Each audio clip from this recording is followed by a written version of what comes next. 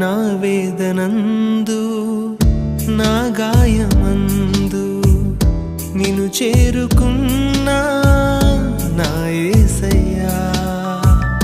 నీ చరణమందు నీ ధ్యానమందు